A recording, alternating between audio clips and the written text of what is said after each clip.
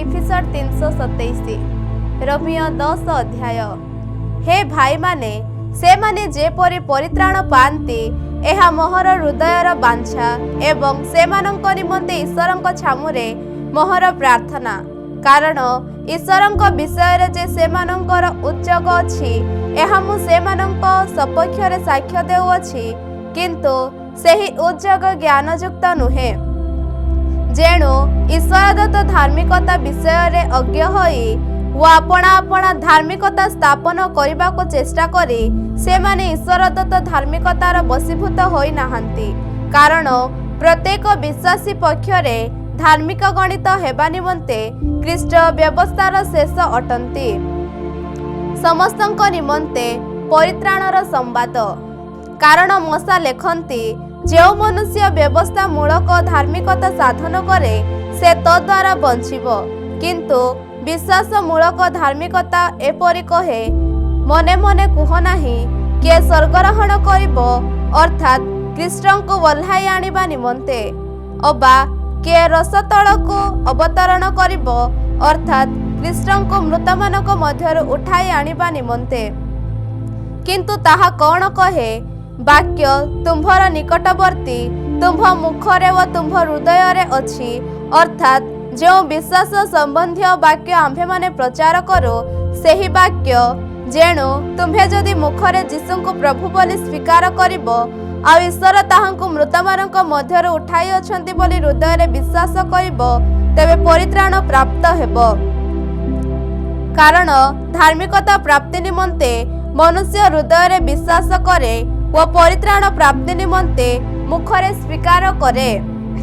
जेणु शास्त्र कहे जे केही ताहांकठारे विश्वास करे से लज्जित हेबो नाही। कारण यहूदी व ग्रीक मध्यरे किछि प्रभेद नाही। जेणु समस्तंकर तो एक प्रभु आउ जेते लोक ताहांक निकटरे प्रार्थना करंती से समस्तंक प्रति से अनुग्रहर निधि स्वरूप। कारण जे केही प्रभुंक नाम धरि प्रार्थना करिबो से परित्राण प्राप्त हेबो। तेबे जहांको से माने विश्वास करि नाहंती ताहांक निकटरे किपरि प्रार्थना करिबे, पुणी ताहांक कथा से माने सुनि नाहंती किपरि ताहांक ठारे विश्वास करिबे, आउ प्रचारक बिना से माने किपरि सुनिबे, पुणी प्रेरित न हेले किपरि प्रचार करिबे। जेपरि लेखा अछि जो माने शुभ विषयर सुसमाचार आणंती से मानकर पाद किपरि सभायुक्त, किंतु समस्ते सुसमाचार वशीभूत हेले नाही। कारण जिसाय कहंती हे प्रभु कि आम्भ मानक संवाद विश्वास करिअछि।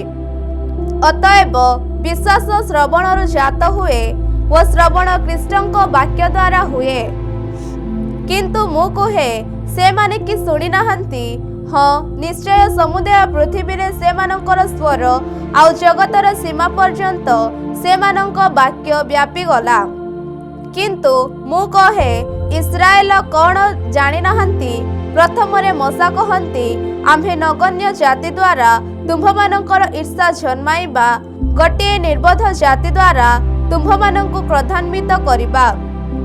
ताहा परे जिसाय साहसरे कहंती जो माने आम्भर अन्वेषण करू नथिले से माने आम्भको प्राप्त हेले, जो माने आम्भ विषय पचारू नथिले से मानक निकटरे आम्भे प्रकाशित हेलो। किंतु से इस्राएल विषय रे कहंती आम्भे अनाज्ञाबह व प्रतिकूलवादी लोकमानक प्रति दिनजाक हस्त विस्तार करिअछु। रोमियो 11 अध्याय। इस्राएलर अवशिष्टांश। तेबे मु कहे ईश्वर कि आपणा लोकमानक परित्याग करिअछंती ताहा केबे हे न हेउ। कारण मु मध्य अब्राहमक वंशजात बिन्यामीनक गोष्ठीर जणे इस्राएलीय लोक। ईश्वर आपणार जो लोकमानक पूर्वरु जानिथिले सेमानकु परित्याग करि नाहंती। एलियंक विवरण रे शास्त्र कौन कहे ताहा कि तुम्हे माने जान नाही। से किपरि इस्राएल विरुद्ध रे ईश्वरंक ठारे निवेदन करंती। प्रभु से माने तुम्भर भाववादी मानक बोध करि अछंती, तुम्भर यज्ञवेदी गुड़िक खली पकाई अछंती। आ मु एकाकी अवशिष्ट रही अछि, पुणी से माने मोहर प्राण नेबाकु खोजु अछंती। किंतु तांको ईश्वर कौन उत्तर दियंती ଯେଉଁମାନେ ବାଲ ସମ୍ମୁଖରେ ଆଣ୍ଠୁ ପକାଇ ନାହାନ୍ତି, ଏପରି 7,000 ଲୋକ ଆମ୍ଭେ ଆପଣା ନିମନ୍ତେ ଅବଶିଷ୍ଟ ରଖିଅଛୁ। ସେହିପରି ଏହି ବର୍ତ୍ତମାନ ସମୟରେ ମଧ୍ୟ ଅନୁଗ୍ରହର ନିର୍ବାଚନ ଅନୁସାରେ ଅବଶିଷ୍ଟ ଅଂଶ ରହିଅଛି। କିନ୍ତୁ ଯଦି ତାହା ଅନୁଗ୍ରହରେ ହୁଏ, ତେବେ ତାହା ଆଉ କ୍ରିୟାକର୍ମ ହେତୁ ହୁଏ ନାହିଁ, ନହିଲେ ଅନୁଗ୍ରହ ଆଉ ଅନୁଗ୍ରହ ନୁହେଁ। ତେବେ କ'ଣ? ଇସ୍ରାଏଲ ଯାହା ଖୋଜୁଅଛି ତାହା ପାଇନାହିଁ, କିନ୍ତୁ ନିର୍ବାଚିତ ମାନେ ତାହା ପାଇଅଛନ୍ତି, ଆଉ ଅବଶିଷ୍ଟ ମାନେ ଜଡ଼ କରାଗଲେ। ଯେପରି ଲେଖା ଅଛି, ଈଶ୍ୱର ଆଜି ପର୍ଯ୍ୟନ୍ତ ସେମାନଙ୍କୁ ଜଡ଼ତାର ଆତ୍ମା ଦେଇଅଛନ୍ତି, ଏପରି ଚକ୍ଷୁ ଦେଇଅଛନ୍ତି ଯେପରି ସେମାନେ ଦେଖିବେ ନାହିଁ, ଆଉ ଏପରି କର୍ଣ୍ଣ ଦେଇଅଛନ୍ତି ଯେପରି ସେମାନେ ଶୁଣିବେ ନାହିଁ। ପୁଣି ଦାଉଦ କହନ୍ତି, ସେମାନଙ୍କର ଭୋଜନ ଫାନ୍ଦ ଓ ଫାଶ ପରି ହେଉ, ପୁଣି ସେମାନଙ୍କ ପ୍ରତି ତାହା ବିଘ୍ନ ଓ ପ୍ରତିଶୋଧ ସ୍ୱରୂପ ହେଉ। ଯେପରି ସେମାନେ ଦେଖି ନ ପାରନ୍ତି, ଏଥିପାଇଁ ସେମାନଙ୍କ ଚକ୍ଷୁ ଅନ୍ଧ ହେଉ, ଆଉ ତୁମ୍ଭେ ସେମାନଙ୍କ ପୃଷ୍ଠ ସର୍ବଦା କୁବ୍ଜ କରି ରଖ। ଅଣଜିହୁଦୀଙ୍କ ପରିତ୍ରାଣ।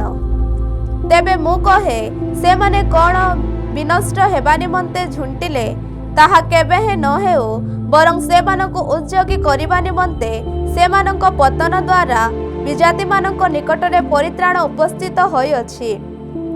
ଯଦି ସେମାନଙ୍କର ପତନ ଜଗତର ଧନ ସ୍ୱରୂପ, ଆଉ ସେମାନଙ୍କର ହ୍ରାସ ବିଜାତିମାନଙ୍କ ଧନ ସ୍ୱରୂପ ହୋଇଅଛି, ତାହାହେଲେ ସେମାନଙ୍କ ପୂର୍ଣ୍ଣତା ଆହୁରି କେତେ ଅଧିକ ଧନ ସ୍ୱରୂପ ନ ହେବ? କିନ୍ତୁ ବିଜାତି ଯେ ତୁମ୍ଭେମାନେ, ତୁମ୍ଭମାନଙ୍କୁ ମୁଁ କହୁଅଛି, ମୁଁ ବିଜାତିମାନଙ୍କ ନିମନ୍ତେ ପ୍ରେରିତ ହେବାରୁ ମୋ ସେବକ ପଦର ଗୌରବ କରୁଅଛି, ଯେପରି କୌଣସି ପ୍ରକାରେ ମୋହର ସ୍ୱଜାତିମାନଙ୍କୁ ଉଦ୍ଯୋଗୀ କରାଇ ସେମାନଙ୍କ ମଧ୍ୟରୁ କେତେକଙ୍କୁ ପରିତ୍ରାଣ କରିବେ।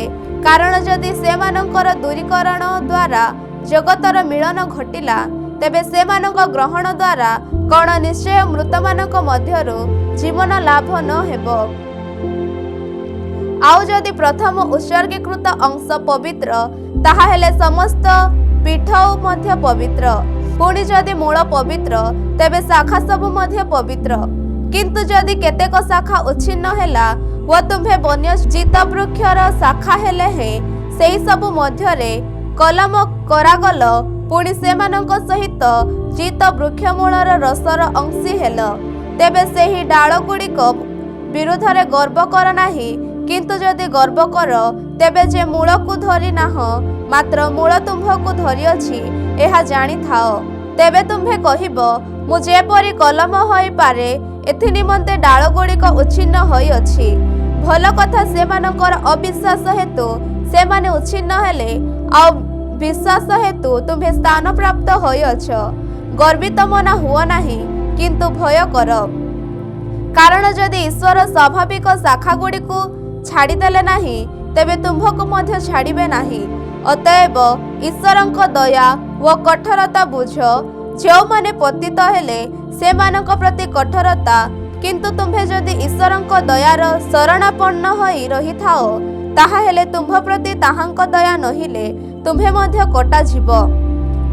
ଆଉ ସେମାନେ ଯଦି ଅବିଶ୍ୱାସରେ ନ ରୁହନ୍ତି, ତେବେ ସେମାନେ ମଧ୍ୟ କଲମ କରାଯିବେ, କାରଣ ସେମାନଙ୍କୁ ଆଉ ଥରେ କଲମ କରିବା ନିମନ୍ତେ ଈଶ୍ୱର ସମର୍ଥ ଅଟନ୍ତି। କାରଣ ଯାହା ସ୍ୱଭାବତଃ ବନ୍ୟଚିତ ବୃକ୍ଷ, ଯଦି ସେଥିର ତୁମ୍ଭେ କଟାଯାଇ ଅସ୍ୱାଭାବିକ ଭାବେ ଉତ୍ତମ ଚିତ ବୃକ୍ଷର କଲମ କରାଗଲ, ତେବେ ସ୍ୱାଭାବିକ ଶାଖା ଯେ ଏମାନେ କେତେ ଅଧିକ ଭାବରେ ନିଜ ଜିତ ବୃକ୍ଷରେ କଲମ କରାଯିବେ। ଇସ୍ରାଏଲର ପରିତ୍ରାଣର ନିଗୂଢ଼ ତତ୍ତ୍ୱ। କାରଣ ହେ ଭାଇମାନେ, ତୁମ୍ଭେମାନେ ଯେପରି ଆପଣା ଆପଣାକୁ ବୁଦ୍ଧିମାନ ବୋଲି ମନେ ନ କର, ଏଥି ନିମନ୍ତେ ତୁମ୍ଭେମାନେ ଯେ ଏହି ନିଗୂଢ଼ ତତ୍ତ୍ୱ ସମ୍ବନ୍ଧରେ ଅଜ୍ଞ ରୁହ, ଏହା ମୋହର ଇଚ୍ଛା ନୁହେଁ। ଅର୍ଥାତ୍ ଯେ ପର୍ଯ୍ୟନ୍ତ ବିଜାତିମାନେ ପୂର୍ଣ୍ଣ ସଂଖ୍ୟାରେ ପ୍ରବେଶ କରିନାହାନ୍ତି, ସେ ପର୍ଯ୍ୟନ୍ତ ଇସ୍ରାଏଲ ଅଂଶକ୍ରମେ କଠିନ ହୋଇଅଛି। ଆଉ ଏହି ପ୍ରକାରେ ସମସ୍ତ ଇସ୍ରାଏଲ ପରିତ୍ରାଣ ପାଇବେ, ଯେପରି ଲେଖା ଅଛି, ସିଓନରୁ ଉଦ୍ଧାରକର୍ତ୍ତା ଆଗମନ କରିବେ, ସେ ଯାକୁବଠାରୁ ଅଧର୍ମ ଦୂର କରିବେ। ଆଉ ଯେତେବେଳେ ଆମ୍ଭେ ସେମାନଙ୍କର ପାପ ସବୁ ହରଣ କରିବା, ସେତେବେଳେ ଏହା ସେମାନଙ୍କ ସହିତ ଆମ୍ଭମାନଙ୍କର ନିୟମ ହେବ। सुसमाचार विषय विचार कले से माने तुम्भमानंक सकाशे विरोधर पात्र, किंतु निर्वाचन विषय विचार कले पितृपुरुषंक सकाशे प्रिय पात्र। कारण ईश्वरंक दान समूह व आह्वान अन्यथा हुए नाही। जेणु तुम्भे माने जेपरि पूर्वे ईश्वरंक अनाज्ञाबह थिल, किंतु एबे सेमानंक अनाज्ञाबहता द्वारा दया प्राप्त होइअछ, सेहिपरि एमाने मध्य एबे अनाज्ञाबह होइअछन्ति, जेपरि तुम्भमानंक प्रति प्रकाशित दया द्वारा एमाने सुधा एबे दया प्राप्त हुअन्ति। कारण समस्तंकु दया करिबा निमन्ते ईश्वर समस्तंकु अनाज्ञाबहतारे समर्पण करिअछन्ति। आहा, ईश्वरंक बुद्धि व ज्ञान रूप निधि केड़े गभीर, ताहांकर विचार सबु किपरि बधर अगम्य व ताहांक पथ सबु किपरि अननुसंधेय। कारण प्रभुंकर मन किए जानिअछि, किंबा ताहांकर मंत्री किए होइअछि, अबा के ताहांको प्रथमरे दान करइअछि, आउ तांको प्रतिदान कराजिबो। जेणु समस्त विषय ताहांक ठारो, ताहांक द्वारा व ताहांक निमन्ते जुगे जुगे गौरव ताहांकर। आमेन। रोमियो 12 अध्याय। एक सजीव बलि। अतएव हे भाई माने, मु तुम्भमानंकु ईश्वरंक दया हेतु विनती करूअछि, तुम्भे माने आपणा आपणा शरीर को सजीव, पवित्र व ईश्वरंक सुग्राह्य बलि रूपे उत्सर्ग कर। एहा तो तुम्भमानंकर युक्तियुक्त उपासना। तुम्भे माने एही वर्तमान जुगर अनुरूपी हुओ नाही, किंतु जेपरि तुम्भे माने ईश्वरंक इच्छा कौन, अर्थात उत्तम सुग्राह्य व सिद्ध विषय कौन, एहा परीक्षा करी जानिपार, एथि निमन्ते आपणा आपणा मनर नूतनीकरण द्वारा परिवर्तित हुओ। अनुग्रहर दान। कारण मते प्रदत्त अनुग्रह द्वारा मु तुम्भमानंक मध्यरे थिबा प्रत्येक जनकु कहुअछि, आपणा विषय जेपरि मने करिबा उचित, ताहाठारे आपणाको अधिक बड़ मने न कर, किंतु ईश्वर जहाँको जे परिमाण रे विश्वास वितरण करिअछन्ति, सेही अनुसारे प्रत्येक जन सुबोधर परि आपणा विषय रे मने कर। कारण जेपरि एक शरीर रे आम्भमानंकर अनेक अंग प्रत्यंग अछि, किंतु समस्त अंग प्रत्यंगर कार्य एक प्रकार नुहे, सेहीपरि अनेके जे आम्भेमाने कृष्णंक ठारे एक शरीर व प्रत्येके परस्पर अंग प्रत्यंग। आओ आम्भमानंकु प्रदत्त अनुग्रह अनुसारे आम्भेमाने विभिन्न दान पाइअछु। एणु सेही दान जदि भाववाणी हुए, आस आम्भेमाने विश्वासर परिमाण अनुसारे भाववाणी कहो, किंबा ताहा जदि सेवक कर्म हुए, ताहा हेले आस आम्भमानंक सेवक कर्म रे निविष्ट रुह। अबा जे शिक्षा दिए से शिक्षा दान रे, बा जे उपदेश दिए से उपदेश दान रे निविष्ट रहु। जे दान करे से उदार भावरे दान करो, जे तत्वावधान करे से यत्न सहकारे तत्वावधान करो, जे दया करे से रुष्ट चित्तरे दया करो। प्रकृत ख्रीष्टियान रो लक्षण। प्रेम निष्कपट हेउ, जहा मंद ताहा घृणा कर, जहा उत्तम सेथिरे आसक्त हुओ। भ्रातृप्रेम रे परस्पर प्रति स्नेहशील हुओ, समादर रे परस्पर को श्रेष्ठ ज्ञान कर। उद्योगरे शिथिल हुओ नाही, आत्मारे उत्तप्त हुओ, प्रभुंक सेवा कर। भरोसारे आनंद कर, क्लेशरे सहिष्णु हुओ, प्रार्थनारे एकाग्र भावरे निविष्ट थाओ। साधुमानंक अभाव मोचन कर, आतिथ्य सत्काररे ब्रती हुओ। जो माने तुम्भमानंको ताड़ना करन्ति, सेमानंको आशीर्वाद कर, अभिशाप दियो नाही। जो माने आनंद करन्ति, सेमानंको सहित आनंद कर। जो माने रदन करन्ति, सेमानंको सहित रदन कर। परस्पर प्रति एकमान हुओ, उच्चाभिमानी न होई दीन लोक मानंकर संगी हुओ। आपणा आपणा बुद्धि रे बुद्धिमान न हुओ, मंद बदल काहारी मंद कल नाही। समस्त मनुष्यंक दृष्टि रे जहा जहा उत्तम, सेही सब चिंता कर।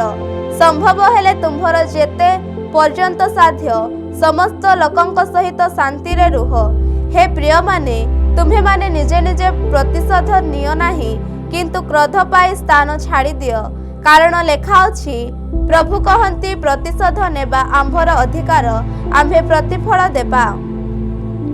बरं जदि तुम्भर शत्रु क्षुदित तेबे ताकु भोजन कराओ, जदि से तृषित ताकु पान कराओ, कारण एहिपरि कले तुम्भे तार मस्तक उपरे जलंता अंगार गदा करिब।